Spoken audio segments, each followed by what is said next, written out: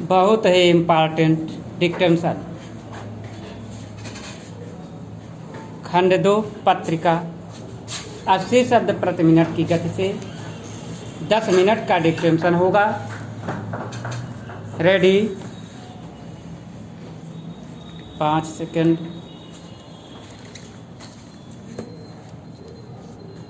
Start.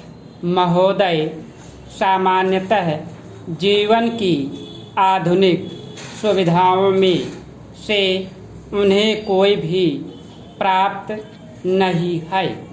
संसार के विभिन्न देशों में ईसाई धर्म प्रचारकों तथा संस्थाओं ने उनमें काफ़ी काम किया है। उन्होंने उनमें शिक्षा का प्रसार किया है और उनकी रहन सहन की स्थिति में भी सुधार करने में काफ़ी सहायता की है। ईसाई धर्म प्रचारक उन्हें ईसाई बनाने में भी सफल हुए हैं। आसपास की जनसंख्या में घुल मिल जाने की एक अन्य अज्ञात और संभवतः अदृष्ट क्रिया भी बराबर चलती रही है और विशेषतया जिन प्रदेशों में वे रहते हैं उनके छोर वाले क्षेत्रों में आज भी ऐसे लोग बसे हुए हैं जिनमें से अनेक किसी न किसी समय वहाँ की आदिम जनजातियों की जनसंख्या के भाग अवश्य रहे होंगे, किंतु वे लोग उस प्रदेश के समाज में इस प्रकार आत्मसात हो गए और घुल मिल गए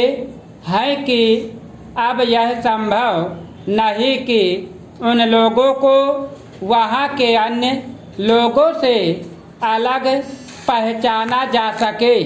मेरा यह विश्वास है कि आदिम जातियों और अन्य भारतीयों के बीच बहुत काफ़ी रक्त अभिमिश्रण हुआ है और यदि कोई यह कहे कि उदाहरणार्थ तथाकथित बिहार के हिंदुओं की उच्च जातियों में से अनेकों में ऐसा अभिमिश्रण नहीं हुआ है, तो वह सचमुच में ही अनुचित साहस करने का दोषी होगा।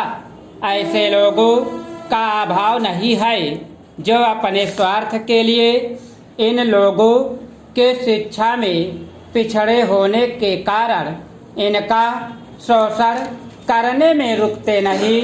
अतः हमें जिस समस्या को बड़े पैमाने पर हल करना है वह यही है कि हम ऐसी सुविधाएं पैदा करें जिनसे ये आदिम जातियां शिक्षा और आर्थिक विकास के क्षेत्र में अन्य लोगों के स्तर पर आने में समर्थ हो सके।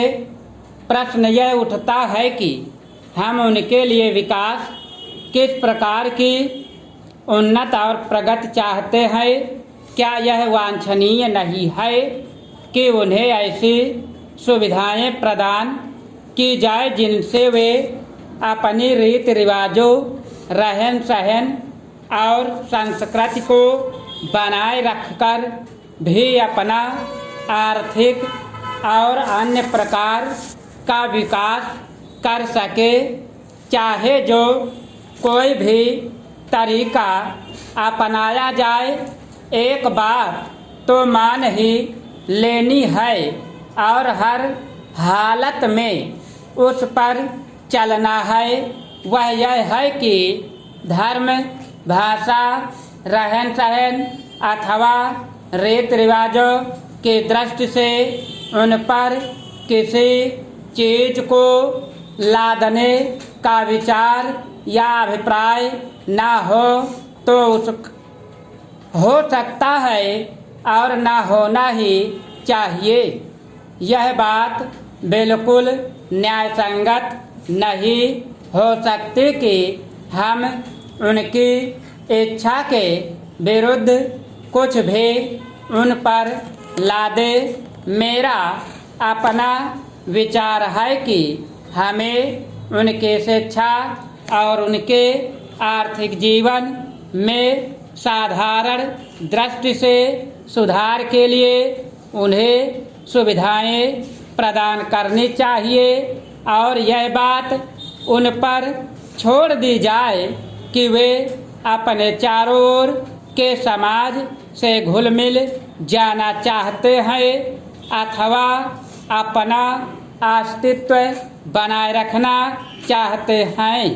अपने यहाँ की रहन सहन के विभिन्नताओं के कारण भारत में आदिम जातियों के लिए इस बात के लिए पर्याप्त अवसर है। सभापति महोदय, स्त्री के शोषण से उद्वेलित और उसके आर्थिक तथा सामाजिक हितों की रक्षा में सभी लोग आज यह मानकर चल रहे हैं कि भारतीय स्त्री के चारों ओर यदि कानून का ऊंचा घेरा डाल दिया जाए तो वह बहुत कुछ सीमा तक शोषण से मुक्त तथा सुरक्षित हो जाएगी। यकीनन कानून की सत्ता के प्रति इनकी गहरी आस्था यह संकेत देती है कि उन अनेक कानूनी अधिकारों से वंचित होने के कारण ही भारतीय स्त्री उत्पीड़ित और शोषित है। इनके कारण उनके पास उनकी बहुत सी समस्याओं का सीधा सादा समाधान है। कानून के रामबाड़ों का निर्माण इन रामबाड़ों के हाथ में आते ही भारतीय स्त्री सबल और सक्षम हो जाएगी। कानून की शक्ति के प्रति इनका विश्वास इस तथ्य के बावजूद भी है कि अब तक जितने कानून बने हैं यथार्थ और व्यवहार के धरातल पर आमतौर से काठ की तलवार ही साबित हुए हैं। काठ की तलवार तभी तक भयभीत कर सकती है जब तक उसे दूर से चमकाया जाता है या उसे आजमाया नहीं जाता। इसके भरोसे जो स्त्री संघर्ष में विजयी होने का स्वप्न देखती है उसे यह स्वप्न बहुत महंगा पड़ता है। कानून की पुस्तकों में बताए अधिकारों को जीवन के यथार्थ में उतारने के साधन सामान्य भारतीय स्त्री के पास नहीं है। जो मुट्ठी खाली है कानून भी उस मुट्ठी के बाहर रहता है। इसके साथ समय और शिक्षा का अभाव और जुड़ जाता है।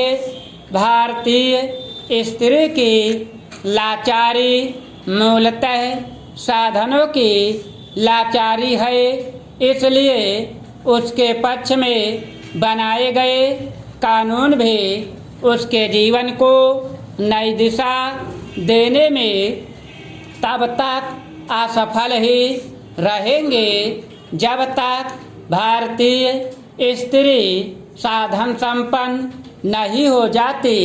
शोषण के कई मामले ऐसे भी हैं जिनसे भिड़ने का रास्ता कानून के पास भी नहीं है।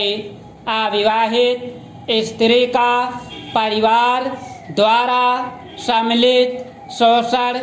इस प्रकार के शोषण का सबसे अप्रिय उदाहरण है। दिलचस्प बात यह है कि इसमें शोषण पुरुष समुदाय के साथ साथ स्त्री का योगदान लगभग बराबर का ही होता है। आज़ादी के बाद के दशकों की तुलना हम आज करें इस टॉप